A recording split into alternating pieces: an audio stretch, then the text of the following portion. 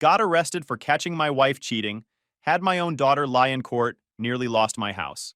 And now, years later, karma hit them so hard that they're begging me for help.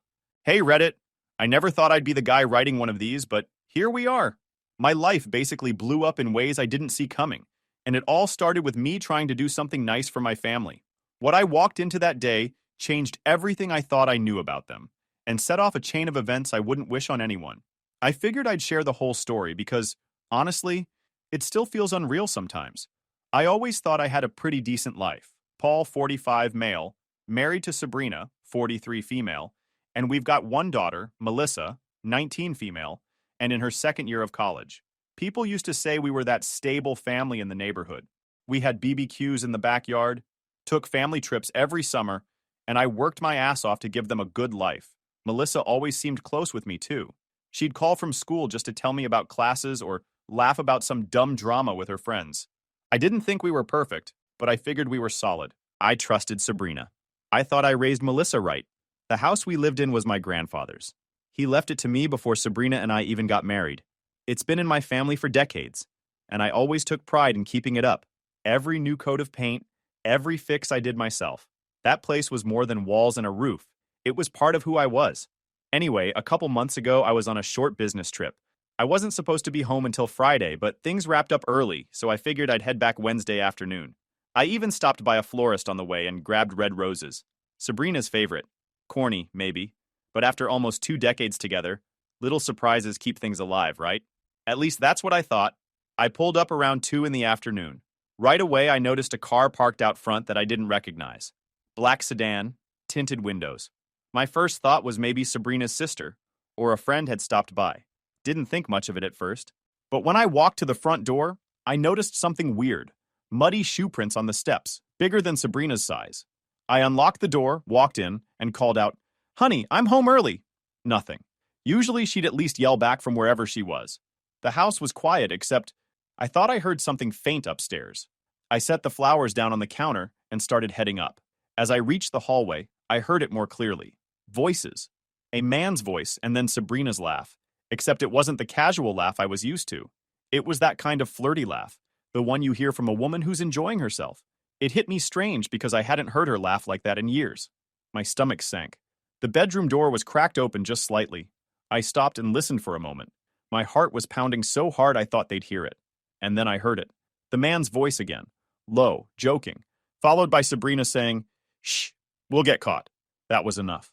I pushed the door open, and the scene that burned into my head forever was right there in my own damn bedroom. Sabrina was on the bed with some guy I'd never seen before. He looked maybe mid-30s, built, dark hair. My bed. The bed where we slept. Where Melissa used to crawl in when she was little after a nightmare. That was where they were. Sheets half off, their clothes thrown on the floor like it was some cheap motel. Sabrina gasped and scrambled, pulling the blanket around her. The guy? He just leaned back like he wasn't even that bothered. He smirked, held up his hand like I was overreacting, and said, "Relax, man. She's not happy with you anyway. We can explain." Explain? Explain what? That my wife was screwing another man in my house, in my bed, in broad daylight, while I was out working? I don't even remember deciding to move. But the next thing I knew, I had him by the shoulders. I slammed him against the wall so hard a picture frame fell down. He tried shoving me back, but he wasn't ready for it. I landed a punch straight to his face, then another. His nose started bleeding instantly, and he looked shocked more than hurt, like he didn't expect me to actually fight back. Sabrina was screaming, grabbing at my arm, yelling for me to stop, but all I could see was this stranger in my bedroom, acting like he belonged there, acting like I was the problem. I finally stopped when I saw blood dripping down his face and onto the carpet. My head cleared for a second. I stepped back and told him he had 5 minutes to get the hell out before I called the cops. He didn't say a word. He just scrambled, grabbed his pants, and stumbled out half-dressed, still bleeding. Sabrina ran after him, calling his name. Chad, I would later find out. And then I was just standing there, in the middle of the wrecked bed, my flowers still sitting downstairs, the smell of roses mixing with the sweat and stink of betrayal. That was the moment everything I thought I knew about my family shattered. I didn't stick around to beg or argue. Once Chad bolted and Sabrina went running after him, I stood in that wreck of a bedroom and made myself a promise. I wasn't going to grovel. I wasn't going to sit in the corner wondering what I did wrong. I knew damn well what happened. She disrespected me in my house, in my bed, and thought she could play the victim. I grabbed my keys, went downstairs, and left the flowers sitting right there on the counter, waiting for someone who didn't deserve them. The first night I stayed with a buddy across town. I didn't want to give Sabrina the satisfaction of me sleeping in a hotel like some loser, but I knew she'd come back with her new boy toy, and I wasn't going to give them a show. Sure enough, later that night, my phone lit up with missed calls. Her sister's number, then Melissa's. I didn't answer. When I finally did call Sabrina the next day, she didn't waste time. No apology, no let's talk, just straight to screaming. You're insane, you attacked him. You could have killed him. I can't believe I've lived with a violent man for this long. I laughed into the phone. Violent man? He was in my bed, Sabrina. He's lucky I didn't bury him in the backyard. She hung up. Melissa called a few hours later. At first I was relieved, thinking maybe she'd hear me out. But nope, she had already been spoon-fed her mom's version. Dad, how could you? Mom told me everything. You beat some guy half to death because you couldn't control your temper. I can't believe you're my father. That one stung. Not because I thought she was right, but because I realized how fast she picked a side. No hesitation, no asking me what happened, just blind loyalty to her mom.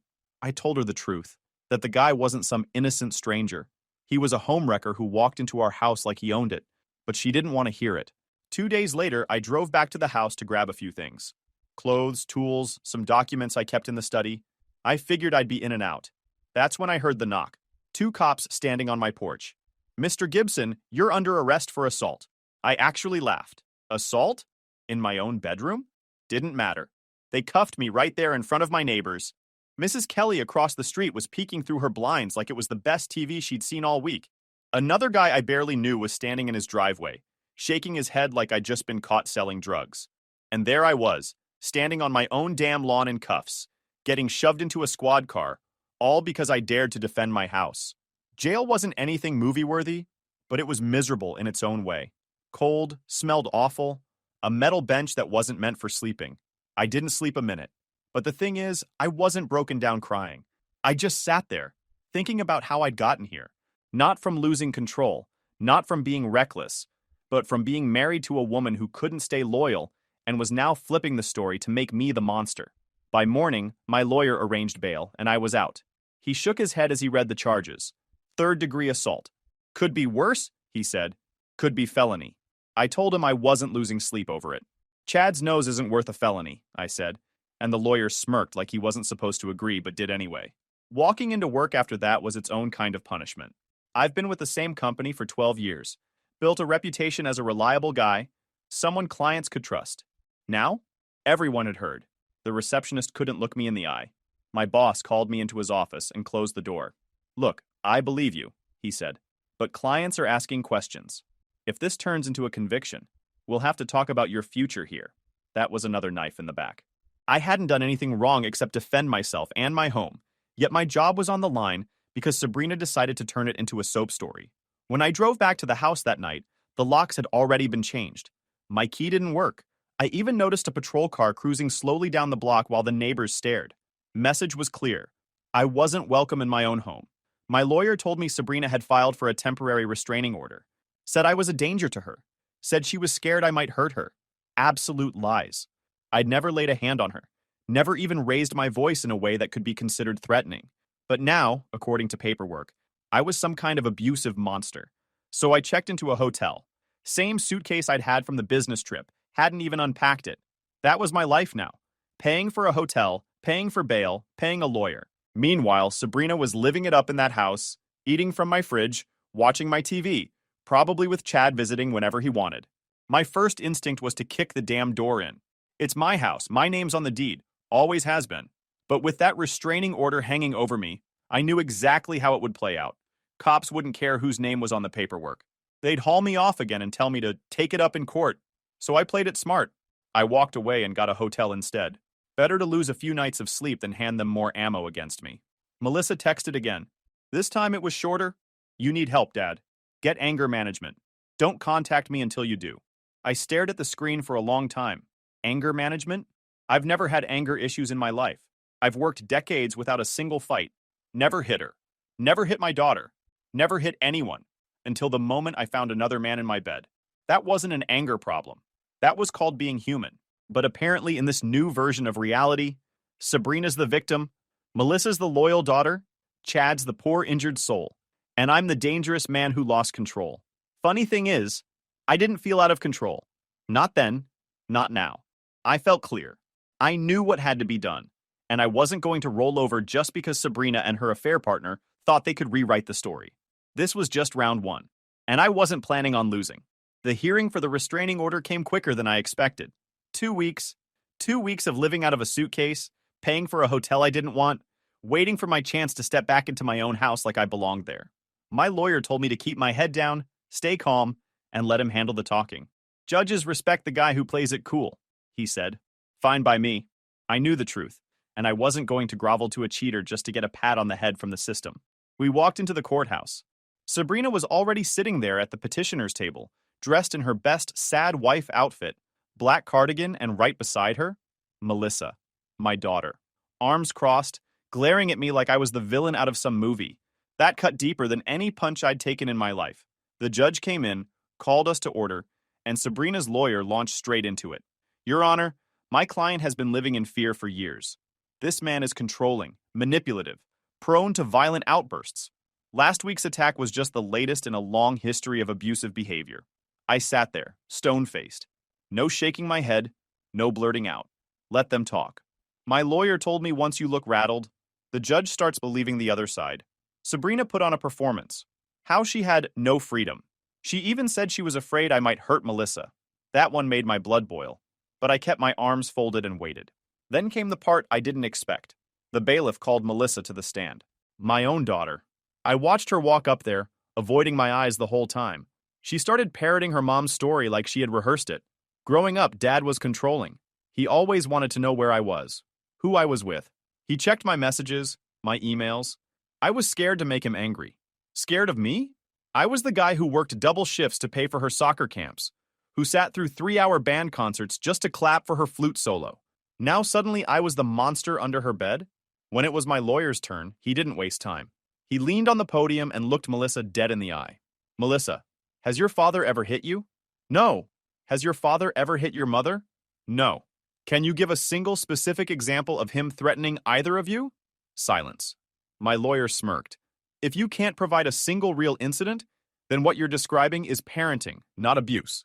Melissa looked small in that chair after that. She couldn't come up with anything solid because there wasn't anything. Then my lawyer pulled the ace from his pocket. Your Honor, while opposing counsel claims my client is unstable, I'd like to present financial records that give context to what actually happened in that house. He laid down a folder thick with papers. Credit card statements, bank records, phone logs. 8 months' worth. Sabrina stiffened in her chair. The judge flipped through them.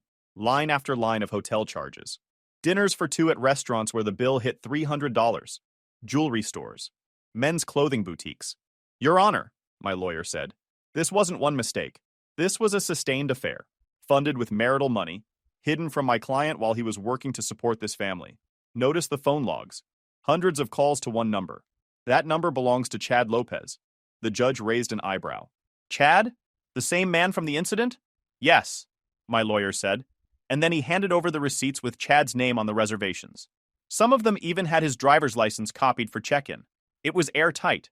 I sat there with my arms crossed, watching Sabrina squirm, watching Melissa shift in her seat, clearly realizing the story wasn't as black and white as her mother had fed her. When it was over, the judge leaned forward. Here's my ruling. The request for a permanent restraining order is denied. While Mr. Gibson's actions against Chad were inappropriate, this court does not see a pattern of abuse toward his wife or daughter. It was an isolated incident born out of extraordinary circumstances. Bang.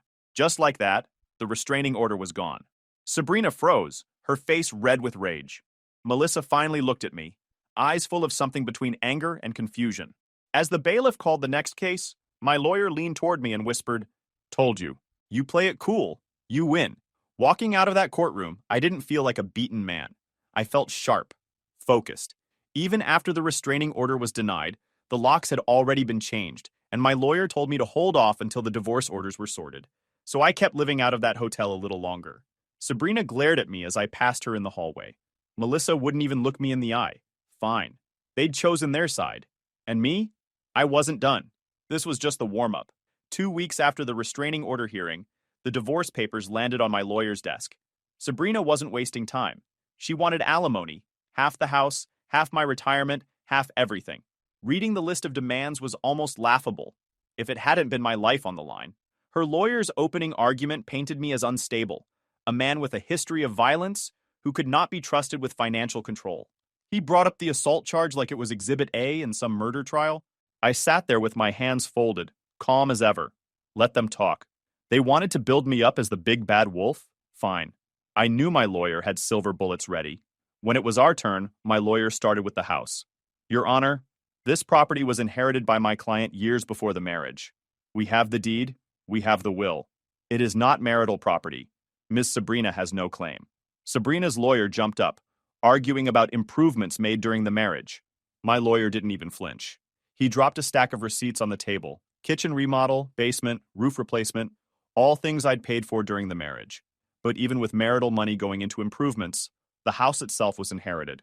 It stayed separate property.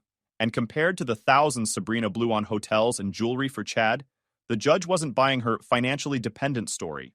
The judge flipped through the papers and looked over her glasses at Sabrina's side.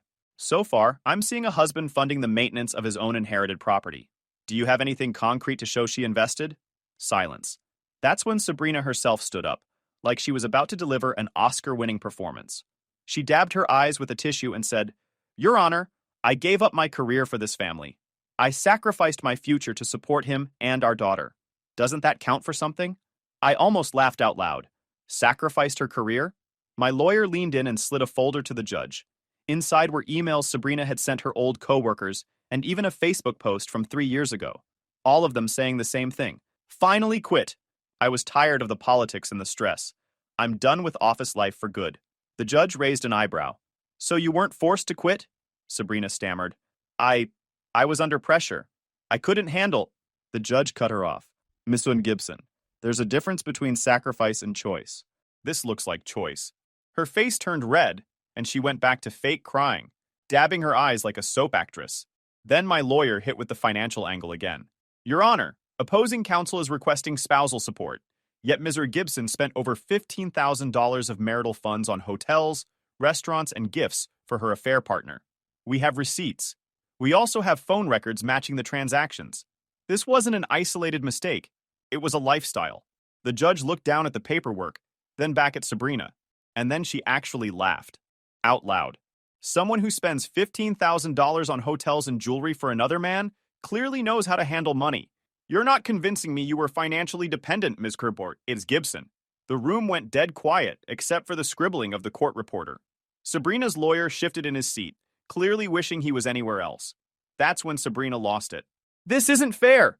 I gave him the best years of my life. He's heartless, Your Honor. Absolutely heartless. And then Melissa stood up from the back, her face twisted with rage. This is bullshit. You're ruining her life. She deserves everything. The bailiff moved instantly.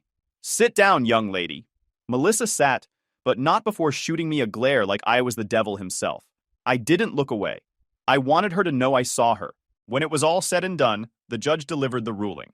The house stayed with me. My retirement account stayed with me. My car, mine. Sabrina got her car, her personal belongings, $25,000 from our joint savings, and $12,000 credited for minor household contributions. That was it. No alimony. Ms. Sabrina, the judge said firmly, adultery has consequences. Using marital funds to support an affair is a breach of fiduciary duty. You made your choices. This court will not reward them. Bang! Case closed.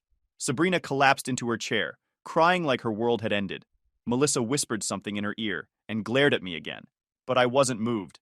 I walked out of that courtroom with my head high. I had played their game, taken every lie, every accusation, every fake tear, and I still came out on top. The way I saw it, this wasn't just a win. This was proof. Proof that I wasn't the unstable one, that I wasn't the monster they were trying to paint me as. Proof that I was still standing, while they were the ones falling apart. And I wasn't done yet. The divorce might have been settled, but the fallout was only getting started. As soon as we stepped out of the courthouse, Melissa came storming after me. She didn't even give me a second to breathe.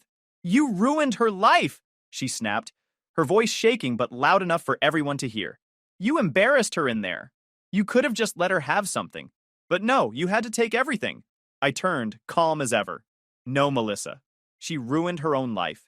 She cheated. She lied. She drained our money. All I did was show the judge the truth. Don't blame me because you don't like how it played out.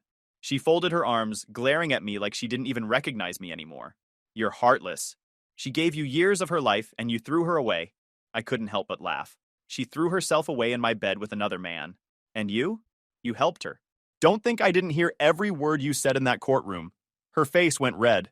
She wanted to argue more, but she didn't have the words. She stormed off to Sabrina's side, muttering something about how I wasn't the father she thought I was. Fine. If she wanted to rewrite history, she could live with the new script. That night, sitting alone at the hotel desk with a stack of bills in front of me, I made a decision. Melissa had chosen her side. She lied in court, backed her mother's play, and tried to bury me financially. There was no reason I should keep paying her tuition, her rent at college, or her credit card charges. She wasn't a kid anymore. She was 19, old enough to make her own choices. And if her choice was to side with her mother, then she could deal with the consequences like her mother. The next day, I called the college and cut off my direct payments. I called the bank and removed her from my card. Done. I knew it wouldn't take long for her to notice, and I was right. 3 days later, she called. Her voice was tight, trying to sound calm but full of panic. Dad, my tuition payment didn't go through. The office says I'm going to get dropped from classes if it isn't covered in 2 weeks. What's going on? What's going on? I said evenly. Is that I'm not your wallet anymore. You wanted to stand with your mother? Then stand with her all the way. Let her pay your bills. Her voice shot up an octave. She doesn't have the money. You know she doesn't. You can't just cut me off. I'll have to drop out. I leaned back in my chair, smirking. Then get a job like everyone else. You think you're special? Thousands of college kids work their way through school. You'll survive. There was a long silence, just her breathing hard through the phone. Then she finally said, I can't believe you do this to your own daughter. No, Melissa. I can't believe my own daughter stood in court and lied under oath just to help her mom rob me. Actions have consequences. You made your choice. She hung up on me. For the first time in months, I felt at peace. Not happy, just clear. I was done funding people who stabbed me in the back. Once I finally got back into my house, the peace got even better. No Sabrina's nagging, no Melissa stomping around slamming doors, no fake smiles when I knew something was wrong. Just me, the quiet, and the space I worked hard to build. I'd eat what I wanted, watch whatever I wanted, leave my boots in the hallway if I felt like it. My house actually felt like mine again. Meanwhile, Sabrina was spiraling. Word got around that she was applying for apartments, but her credit was garbage and nobody wanted to take her. Most landlords want first month, last month, and security up front. Sabrina didn't have that kind of money, not after blowing thousands on Chad and then losing in court. So she stayed with her sister. Except her sister's husband wasn't having it. I actually got a call from him one night. He never liked me much, but he respected me enough to be blunt. She's your mess, not mine, he said. I've had her under my roof for weeks, and I'm about done. She doesn't clean. She doesn't cook. She just sits on her phone all day. And Melissa comes over like it's a damn reunion. I don't know how you lived with that man. I just chuckled. Careful. If you let her, she'll never leave. Good luck. He sighed. Don't wish that on me. I hung up smiling for the first time in a while. Because here's the truth. I didn't feel guilty. Not even a little. I spent nearly 2 decades giving Sabrina everything she wanted, bending over backwards to make her life easier, and she paid me back by cheating in my own bed. I put Melissa through school, gave her every chance at a future, and she paid me back by standing in court and trying to paint me as an abuser. So no, I wasn't going to lose sleep over cutting them off. I wasn't going to lie awake worrying about whether Sabrina's sister's husband got fed up. That wasn't my problem anymore. For the first time in a long time, I was living for me, and I planned on keeping it that way. Fast forward 2 years. Life had gone quiet for me, and honestly, I liked it. I worked, I came home to my house, I fixed things around the place, I kept to myself. No drama, no fights, no phone blowing up with guilt trips, just peace. But of course, my daughter and her mother weren't living in peace. That much was obvious the moment word started spreading through the family. Melissa had gotten married. To Jonah, some college boyfriend she'd been with on and off since freshman year. I wasn't invited naturally. I found out through my brother, who found out through a cousin. Supposedly it was a nice wedding, small but fancy. Sabrina footed the bill, even though she had no business paying for anything. She borrowed money left and right just to make herself look like the doting mother who could still host a grand wedding. I just shook my head when I heard that. Sabrina always cared more about appearances than stability. Instead of paying off debts, she was buying centerpieces and a rented ballroom. Typical. What little I knew about Jonah back then actually made me think he was decent. Kid came from a good family, studied accounting, seemed level-headed. In another world, if Melissa hadn't chosen her mother's path, maybe I would have been proud to call him my son-in-law. But Melissa was her mother's daughter through and through. It started as whispers. A guy she'd been meeting for work dinners, someone a little too generous with gifts. I didn't pay much attention until the whole thing blew up. Turns out Melissa wasn't just having work dinners. She was having an affair with her boss. Married man, mid-30s, 2 kids at home. And the kicker? She met him through Sabrina's job. Sabrina had finally landed a position at a small firm, and Melissa would sometimes swing by. That's where she got introduced. And like clockwork, she repeated her mother's greatest hits. Flirty texts, secret hotels, expensive dinners charged to joint accounts. How it came out was almost poetic. The guy's wife found the texts on his phone. Screenshots, receipts, everything. She confronted him, and he confessed.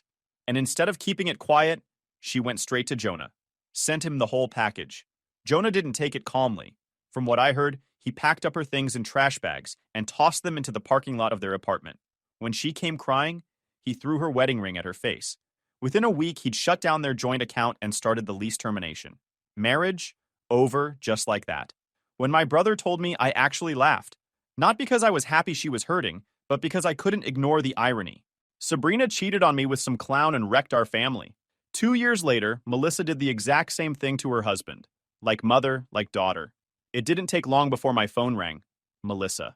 I let it go to voicemail the first time. Same with the second. By the third call, I answered just to hear what she had to say. Her voice was cracked, desperate. Dad, please.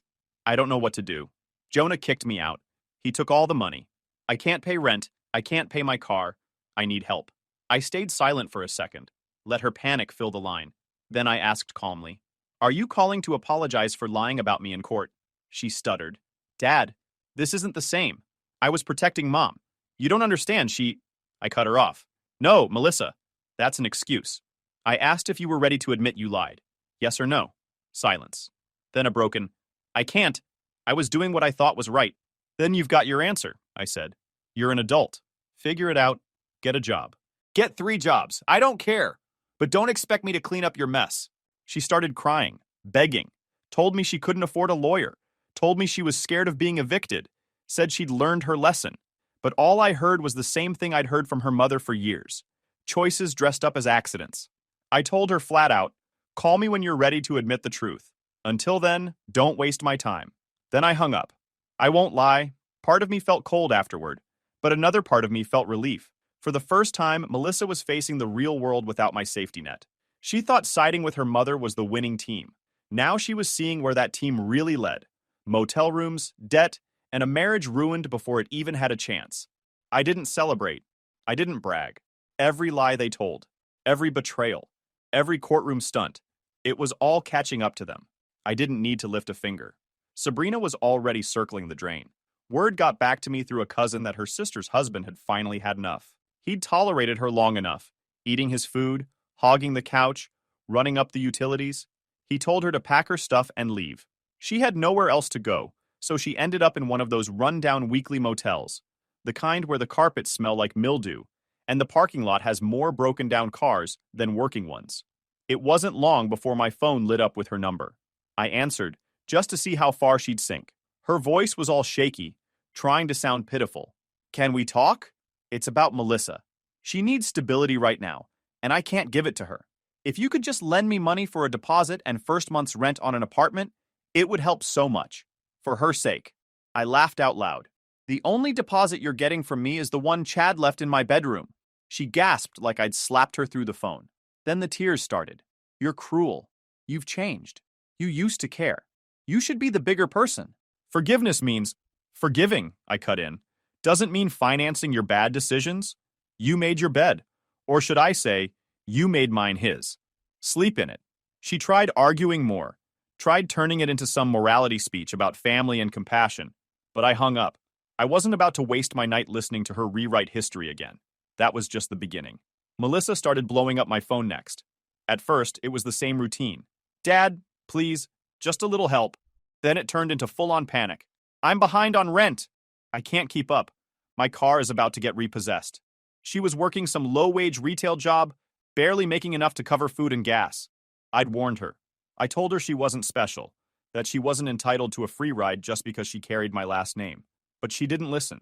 She thought siding with her mother meant she'd always have a safety net. Now she was finding out that net had holes in it big enough to fall straight through. The more desperate her calls got, the calmer I felt. It wasn't revenge. It was balance. She had played a part in trying to wreck me. She stood in a courtroom and called me a monster. She testified against her own father. Now she was realizing that choices come with a price tag. One night, my phone buzzed again. Melissa's number. I almost ignored it.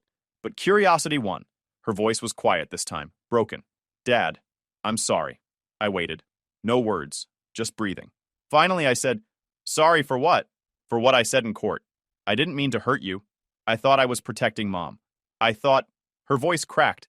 I thought I was doing the right thing. I sat back in my chair, staring at the ceiling. That's not an apology, Melissa. That's an excuse. Big difference. She started crying, begging me not to hang up. But I ended the call. Because if 18 years of raising her taught me anything, it's that words without accountability mean nothing. The very next week, I got a message on Facebook from a name I didn't expect. Jonah. Hey, I just wanted to say I'm sorry. I didn't see through them at first. I believed Melissa. I believed her mom. And I thought you were the bad guy. But after what she did to me, I get it now. I understand why you cut them off. You were right. I read that message twice. Not because I needed validation, but because it was almost funny. The guy they swore was their golden ticket, the husband who was supposed to give Melissa the life she thought she deserved, was now on my side. That was the kind of closure money can't buy. So here I am, 2 years later, living in the same house my grandfather gave me. No Sabrina, no Melissa, no constant lies, no guilt trips, no courtroom games. I eat what I want. I sleep when I want. I watch whatever the hell I want on TV. And I don't answer to anyone. People tell me I'm too harsh, that I should forgive, that I should help them back on their feet. But here's the thing. They didn't trip. They jumped. Sabrina jumped when she chose to cheat. Melissa jumped when she chose to testify against me. They jumped, and now they want me to break their fall. I'm done being their safety net. YouTube just dropped this new hype feature.